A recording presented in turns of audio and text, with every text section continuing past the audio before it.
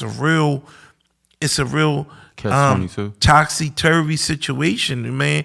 And then when you get that, the same way Meek got it, the same way B-Hop got it, right. You know what I'm saying? Yeah. You know what I mean? A piece of it comes, you know what I'm saying? And you like, yo, man, like, all right, well, I ain't really see it from that perspective. I understand your feelings, but like, no, I'm out here grinding every day. Right. I ain't giving no free commercials away. Hip-hop started from the slums of the Bronx, New York. I fell in love with breakbeats, the techniques, b-boying, MCing, crushing whoever was in front of you. It was groovy. You knew how it was. It's true, it's hip-hop. It's only one source to get it. It's I Do It For Hip-Hop Podcast. Subscribe Google Play, iTunes, and DJ Bugsy 215 SoundCloud. It's all about the hip-hop. Keep it hip-hop. What up? It's your boy DJ Bugsy, Do It For Hip Hop Podcast, episode 113. It's good to be back on the miggity mic. I want to give a big shout out to my man Eric on the boards and my man Scooter on the visuals. I got a Philly legend in the building, man. I'm trying to tell y'all that this interview has been in a process for some time, but it's always go time when it comes to me, and it's always go time when it comes to him. I want to give a big shout out to my man Simon, One Punch Carr, Mr. Everywhere You Never There is in the building for sure. Yes, I appreciate it, man. Thanks for having me, man. No problem, man. A long time coming, man. It's just, it's a pleasure just to be here, man. And it's literally one of those things where you feel like you can be anywhere in the world, but I'm right here with you, man. And I appreciate that. We just been talking about that. Yeah, man. So, let's get right into it, man. So, man, boxing is one of my favorite sports ever since a kid. When I was 10 years old, I remember my pop ordering pay-per-view and watching Tyson and Spinks and Tyson knocking out Spinks in 91 seconds. Wow. I want to take you back to those days, but even early before that, you growing up and what your childhood was like and what brought you to boxing, just like what brought me to boxing. Wow. So, real quick, what got me into boxing was the fact that I always used to fight a lot. Okay. And the interesting thing is about the fighting was I didn't know I had a gift until I was in the middle of a gift. So each time I fought, the crowds got bigger and they got bigger. And then next thing you know, I'm talking about girls standing on cars, swinging book bags, saying, Simon fighting. So one day, I'm out in front of my house, and it's about 200 kids outside, standing on cars, on people's steps and porches. I'm seeing women in the window, and they like, yo, get off my step, get off my car, and these kids. And I'm like, in hindsight, looking back at it, I could have been a multi-millionaire off that footage just alone because it would have been viral. You know what I'm saying? Right. And I just feel like, that was a mixed opportunity. But the key and the gift of of the situation was the fact of my uncle heard the commotion outside, and he comes outside, and he breaks up. He sees all these kids, and he sees me in the mix fighting. Right. And he runs outside and he breaks the fight up, pull me in the house and said, damn, man, why you always fighting? You fight so much, you might as well go to a gym and get paid for it. Right. And I thought about it and I said, all right, well, let's go to the gym. So the very first time so it's two pieces on that lesson was the very first time I ever traveled by myself. At 12, to North Philadelphia. I was living in South Philly at the time. So are you from South Philly? I'm from South Philly. And the very first time, yes. The P? Yes, for sure. What part? At that time, I was staying, it's a section called Across the Tracks. Right, Carpenter. Yeah, Carpenter Street, yeah. I was actually living on 23rd and Carpenter. Okay. I'm from 20th and McAllen. Wow, so then you already know. You know what I mean? I'm on the other side of the tracks. Yeah, right. So that side, just growing up, and I'm talking about going to Pierce School, and anybody that know Pierce, That was a notorious spot. And those streets, them 3 streets, we lived in the sector. So from 24th Street, 23rd Street was a, you know what I mean, was a neutral land, 1 block. We had a little store called Andy's. You run to that store and you out. That's it. I know about Andy's. So I went the to Andy's as a young boy. The next street over was 22nd Street, was a notorious block. It was dangerous. So you was from 22nd Street. Right. And then we had another neutral block called 21st Street. Right. You know, where they had a store by the name of Mr. Bummies. And they had video games, and he had, the first time I ever seen a bean pie was in there. He had Final Calls in there. Yeah, right. So we would go in there, Mr. Bummies, to play the game. And now the next block is 20th Street. So they got St. Charles Skating Ring. We go skating. Yeah.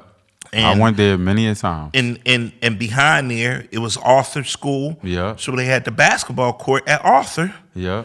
And it's 20th and Carpenter. Yeah. You know, so if you went in with these 3 streets, notoriously, right. 19th Street was a dangerous section, but 20th and Carpenter. So if you went from 20th Street, if you went from 22nd Street or 24th Street, you was out. You know what I'm saying? So, and you had to be bad to go through all 3 of them streets to get down to the YMCA, which was on 17th Street. 17th and Christian. So you already know.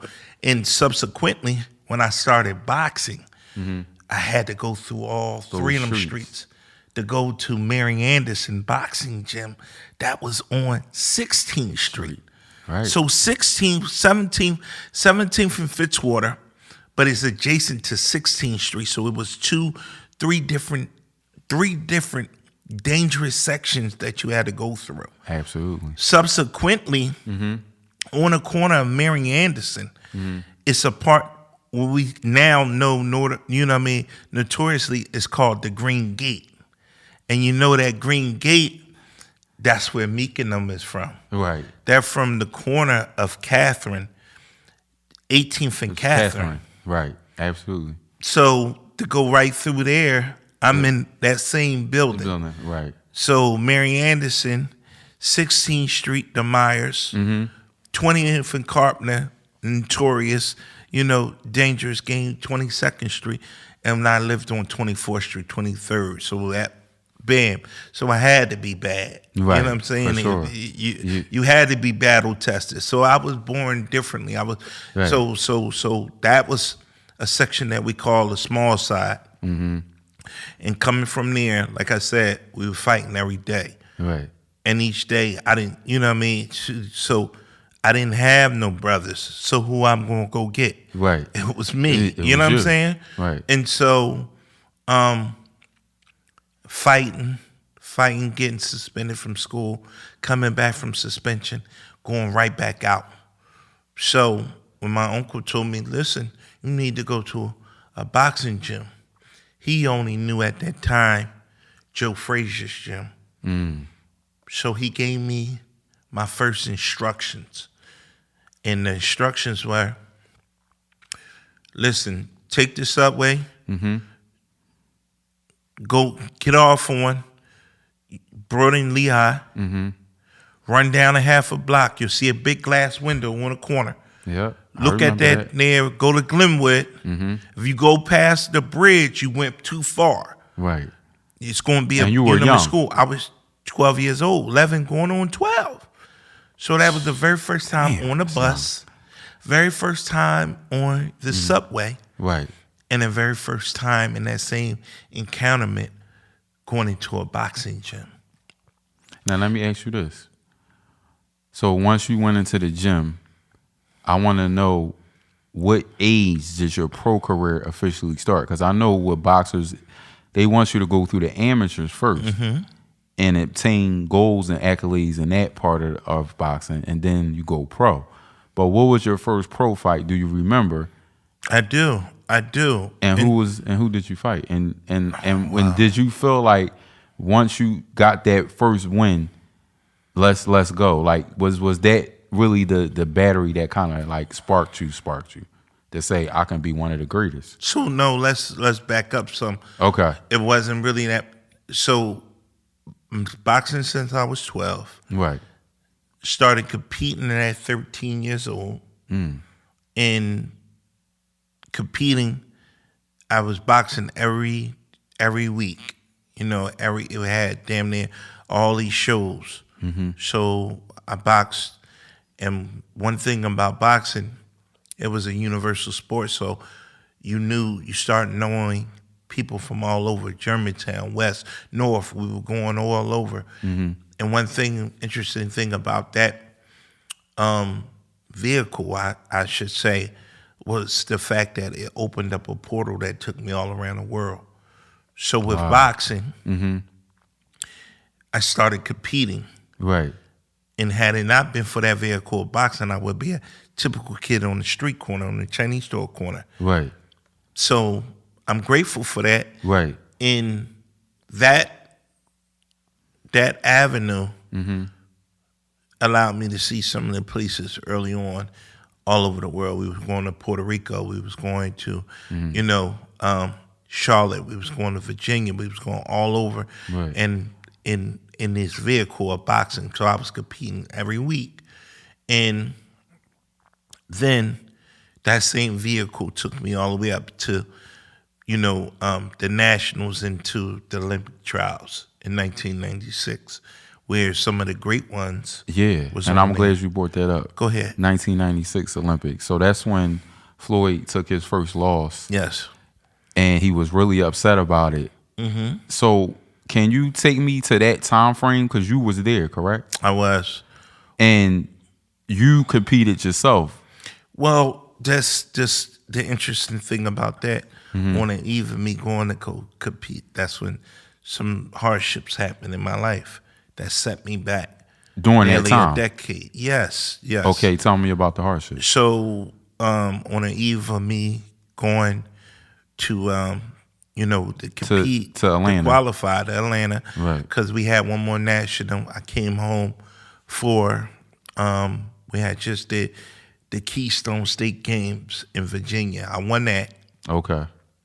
And I had an invitation to go to, qualify for the Olympic. Yeah, for the Olympic, to be an Olympic alternate. Now, the alternate is one of the people that's on the Olympic team. If somebody get cut, hair butted, or hurt, they can't go for it, then it's you. You're right. So, and we qualifying for that. So, to be an alternate. So, on the eve of me going out, I come back and subsequently somebody was breaking into my home where me and my elderly grandma resided at.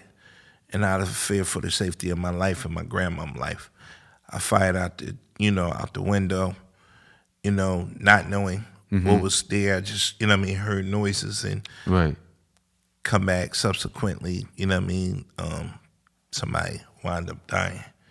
And Who? It was some, somebody that was young. Okay. They were, in my backyard, thinking there's somebody older. You know what I'm saying? Right. 5 o'clock in the morning. Okay. And just, seeing shadows. Okay. And you like, whoa, you know what I mean? Dogs. And it was a real tragic situation subsequently. Somebody wound up dying and, and they came back and charged me for it. And, I went away for nearly a decade. So you was charged with manslaughter? Murder, 3rd degree. Really? Yes. So, damn, that shit crazy, man. I mean, it's like shit like that. I probably would have did the same shit because anybody would have. Right. And now we're in a situation in life, right? At that time, based on my celebrity and who I was, and when living in. It wasn't like we was living on Rodeo Drive. We lived in a fragmented structure, of the P, anybody, and I was just trying to protect my family, and now when we looking at it, in time, in hindsight, there's so many home invasions. Right. There's so many people that's running up in people's cribs. Right. Doing stuff to people and everything. So it's just like it's like, wow, you know, you getting penalized and about protecting your family, Right. you know, your loved ones, and then now the sign of the times, 1 million of people, you seeing people getting violated every day with home invasions and people getting hurt and everything. So, like, how crazy is that? It's mind blowing for me. Facts. But when you came, so that's kind of like put a monkey wrench in your career. Of course. But after the 10 years was over and you came home, did you feel like boxing was over for you? Yeah, a lot of people thought it was, you know, and you know, the funny thing about it, when I was away, I was running every day, right? And I remember running the yard, and all these dudes was under the weight pile, lifting weights. I would run from the time the yard started to the time the yard ended. And they like, man, I don't know why he running, man. That thing's over. The career over with. You know what I'm saying? Right.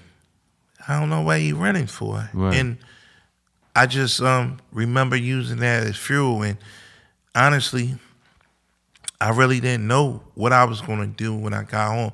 I knew I was going to be in some aspect about, you know, of the sport, because I was very knowledgeable. Right. I didn't know if I was just going to be a trainer or, you know, You was going to be something though in the sport, management or something. I didn't know what actual facet, if I wasn't going to compete physically.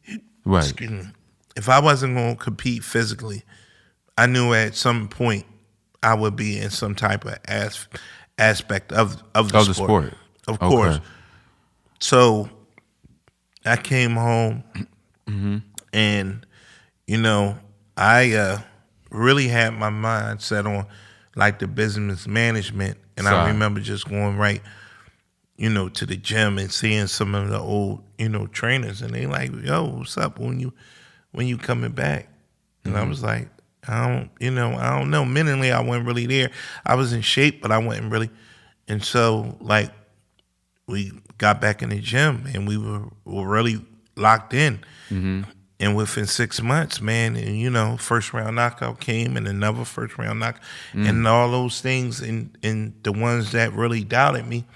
Next thing you know, I'm on the front page of the Daily News, and, you know what I'm saying, ESPN magazine, and I'm on ESPN, right. and they was like, yeah, you know what I'm saying, I'm back. So, you know, within the New York, you know what I mean, minute I was, you was back. I was right back.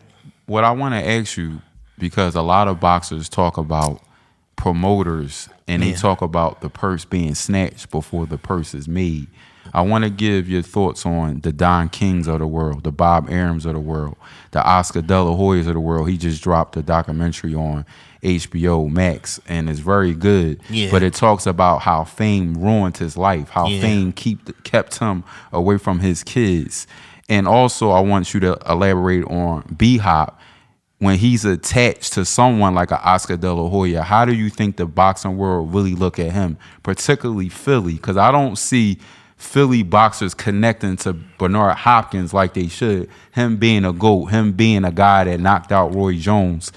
What's your thoughts on that? I know that's a loaded question, but I really need to know, because when I look at Mike Tyson and how he had 300 million and then he went broke, and just how he was such a big figure to the black community during that time. But it just seemed like Robin Givens and Don King snatched his money, and even down to the situation happening with Buster Douglas.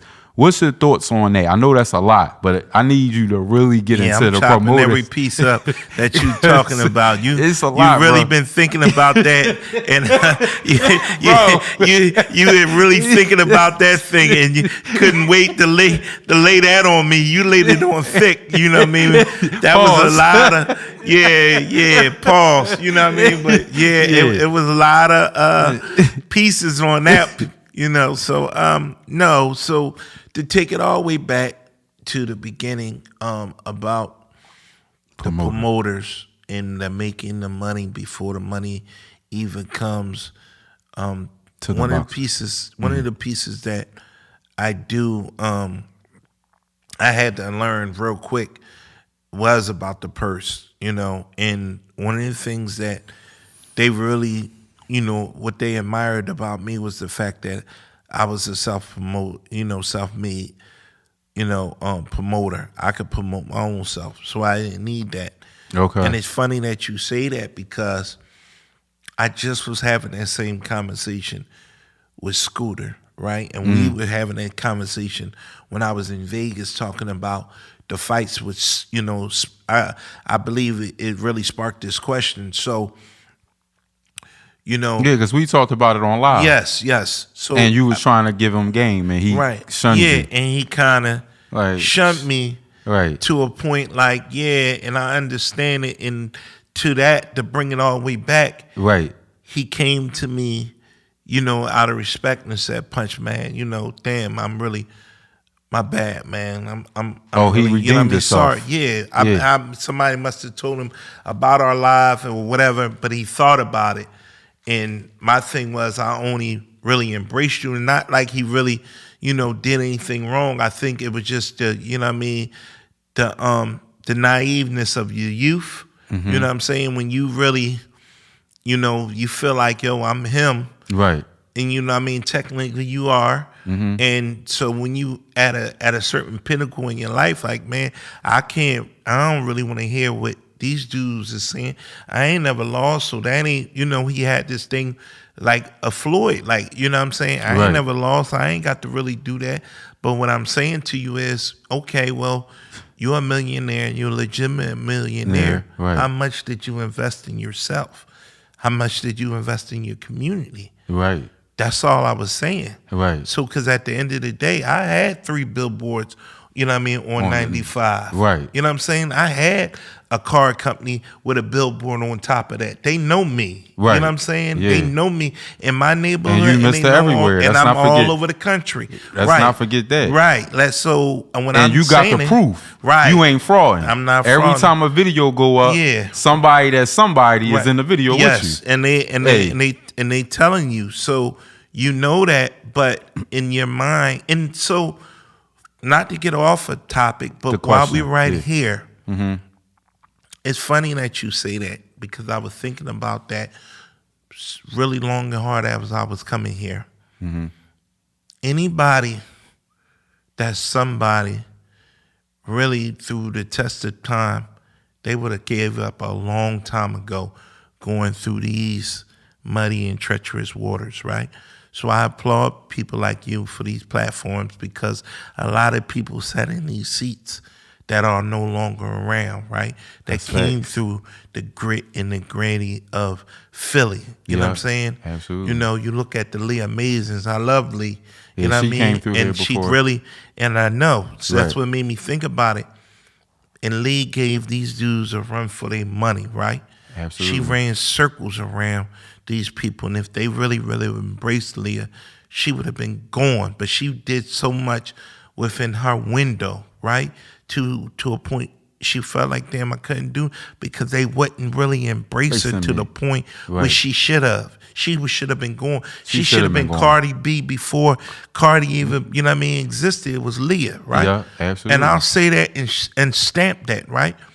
But what happened is the lack of support, and nobody want to really say your name. So when they don't say my name, I'm like the boogeyman in a lot of these dudes' dreams, right?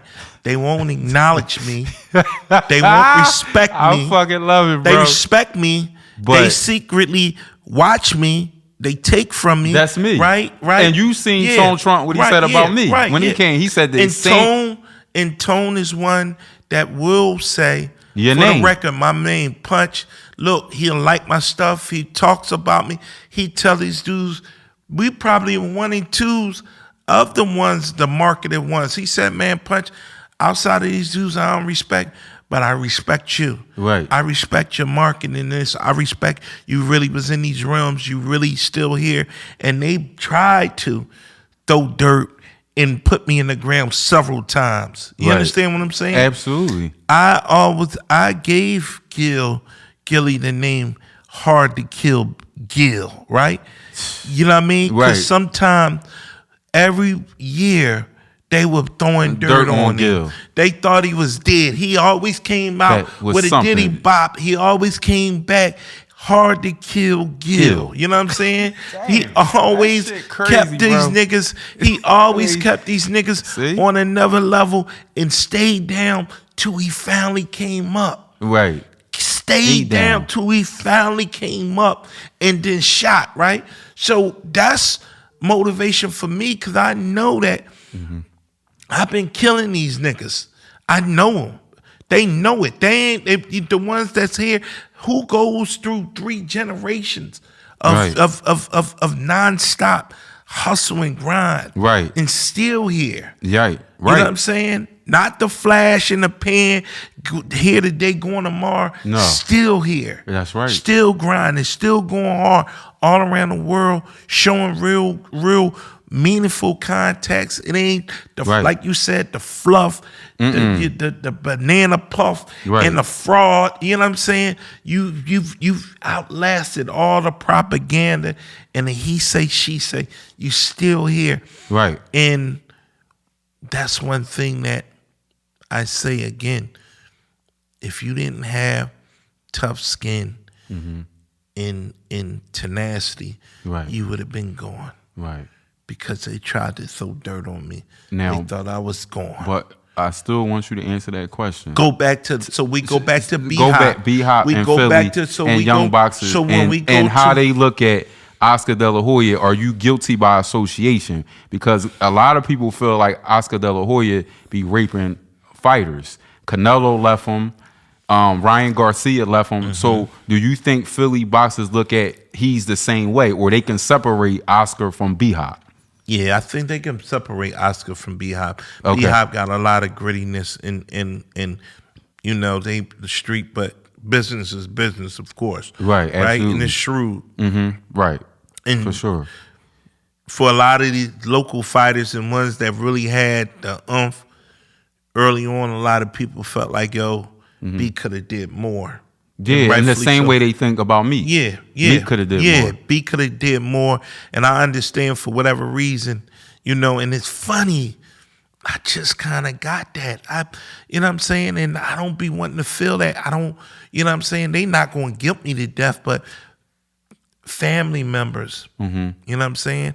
I had a conversation even with, you know what I mean, my girlfriend, and she kind of felt like, yo, you know what I mean, you don't really, you know what I mean, post me or show that support. You know what I'm saying? Yeah, girls are do yeah, that. Yeah. But I'm like, yo, I exist in real life, not just on this social media. And I built this platform, you know what I mean, on my own. So it's not from a selfish standpoint in terms of not sharing, but then sometimes I really feel like it's a gift and a curse because you do become jaded with this type of thing, this vehicle, and you like, man, like, nah, you know what I mean? The same ones that kind of shunt me, I ain't really, no, I'm not doing that. We over here with it. Right. And I'm not looking over there. And it's all love, but I'm over here. I'm moving forward. I ain't thinking about that. You put me on your platform. You ain't shared me. You ain't show me love. I ain't thinking about it, but I'm not doing the same. No, we ain't doing that. Absolutely. So I really feel like, yo, that whole thing, it's a real topsy-turvy situation, man. And then when you get that, the same way Meek got it, the same way B-Hop got it, you know what I'm saying? Yeah. You know what I mean? A piece of it comes, you know what I'm saying? And you like, yo, man, like, all right, well, I ain't really see it from that perspective. I understand your feelings, but like, no, I'm out here grinding every day. I ain't giving no free commercials away, not in that way. You know what I'm saying? That's a commercial, man. For sure. You know what I mean? For sure. And real shit. Like I gotta go a little bit. I've been in rooms with Kanye. Right. You know what I'm saying? Oh, it's I a know. different platform that I deal with because I've saw more. Right. So in a certain way, I'm responsible, but then I am really, it's on me to guard this situation too. It ain't like I'm gatekeeping this sauce. I'm gonna give it out, but in hindsight and also in retrospect, you gave it out to Scooter and he didn't want to accept it. He didn't want it. So it's not like you. It's not like you're not trying to give out the game. Punch. This ain't you. So I got to really the gift and the curse. Sometimes you can't save them. You can't, man. What I want to know from you, man, and we about to wrap it up. Jumping up. Oh shit, that was quick. Yeah, because we got another guest. All right, that's coming up. But damn. But what I want to ask you, man, is go ahead. Is two things.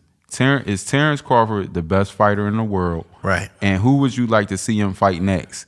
And who do you got winning on September 30th, one of the biggest fights we seen this year between Canelo and Charlo? I don't think that's one of the biggest fights, but all right. This year you don't? No, I thought Tank and Ryan Garcia was one of the biggest fights, and I thought from Tank and Garcia was Earl Spence and Terrence Crawford. But then where would that fall? I felt like because had it not been for Ryan Garcia, there would not be no Earl Spence or Terrence Crawford. There wouldn't have been no Canelo. Because they would have still been Pat and this one and that one. And I like what Terrence Crawford said about Danny Garcia and Keith Thurman. He said that, look, man, y'all would tell me go fight somebody else. Y'all wouldn't give me the opportunity even when I was undefeated. Y'all was telling me build myself up. Right. It was Ryan Garcia. That's why he's so powerful, even with that loss. He started that. He said, I want to fight. Right. Even when Oscar and them told him, no, this is not the fight you want to take. I want to fight. Okay. And that fight opened up floodgates for all the other ones the same because they was undefeated. They were from two different promoters. Right. Let's make this fight happen. Okay. They made that fight happen. Then we got Bud and Earl Spence. Then we got Canelo and Charlo. Right. So if that fight never happened, you put in Garcia and Tank number 1 and Crawford and Spence number 2 and then Canelo and Charlo at the bottom. Yeah. Really? Certain people because you know what? I was there and I saw the energy in the room. Yeah, you was at both fights. Both of the fights, and I'll be at this fight on the 30th. Yeah, on the 30th, and that just the magnitude of the celebrity, of the energy, of the fanfare. Yeah, hundreds of thousands of people. Garcia and Tank. It was crazy. And I went to both of the weigh-ins, and that one was outside, and the other one was inside. Now, both of them had magnitude, and I was like, yeah, but it wasn't like being near of a Tyson era. It wasn't people in no, it wasn't near of a Floyd Mayweather. Right. When Floyd would come, Floyd would have a whole weekend. It was pandemonium. It was everybody in the lobby. It was crazy. Yeah, they went to the fight, and after the fight, you know what's funny about Floyd, man, and he's a promoter now, but he's at all the fights, and he's always it's just a money smile. He just always smiling. Yes. Yeah, because he already know it. He just always, that's my dog. He just always smiling at them fights, man. Because why could you be mad? Multi-millionaire is still going, and he's still generating. Right. He got one of the biggest, cash cows. You know what I mean? Tank. Right. He's number 1 in terms of the fighters. You know what I mean? You got him over Crawford? Yeah, he's over to Crawford. Really? Crawford just getting that money. Oh, you talking about money-wise? The money-wise. But what about as a boxer? Skip the money. Yeah, he over Crawford at this point. Crawford. If we put pound for pound, it would be Tank. Then it would be Crawford. Really? Yes. You think that? I know it. What you mean? I respect Crawford. That's my guy. He's just getting it. But his 2 times of undisputed belts, yes, but he didn't make the money that Tank made. So you talking about prize money wise? Prize money. What about skill set? No, No, because skills pays the bills.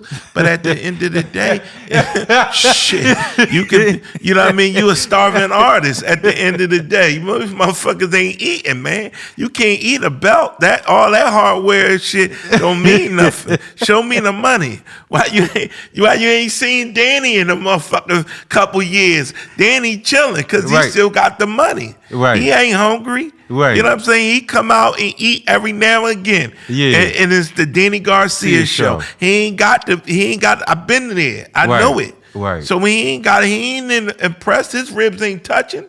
We don't see no motherfucking DMX growl. You know what I mean? All right, Dan, you want to go? He on the couch with it. All right, well, fucking put the gloves on me, punch. We on it. Come on, Angel. Let's go. We going to go steal a bag. Right. That's what he just said. He said, where the mask at? Right. He get ready to stick him up. Danny Garcia's show. He taking it to Brooklyn, and we going. Big shout out to you, Danny, man. You know what I mean? Shout out to Danny Garcia. Yeah, that's my Philly guy. Legend, man. Yeah. But tell the people how they can follow you, and you also let them know before we go the community work you got going on. Yes. Simon One Punch Carr, Mr. Everywhere when you never there. Why would I ever care? I tell you why. This is why. Follow me on Instagram under One Punch Carr. That's right. Follow me on Instagram under Mr. Everywhere. That's right. Community activist, extraordinaire. That's right. Nonprofit organization called JAB, Juveniles Against Bad Behavior, where we giving back. We get ready to gear up for this holiday give back. We just gave away, $5,000 in toys during the Eid. We coming back, December, I'm going to drop these kids off, in the hood, you know what I mean? Toys, just like Nino Brown, we've been giving out turkeys and everything. Free barbershops, cut, and all cuts, that. Yeah, we've been doing all these things. They They act like we ain't been doing nothing. Like, like you doing it. They don't even mention me. See, this is another period of time, right? When they stop mentioning you, then you have to find your own thing because they just want you to go away. Right. We ain't gonna mention you, we're not honoring you, we ain't giving you no award. Cool. Right. You know what I'm saying? And I'm watching and seeing everybody else.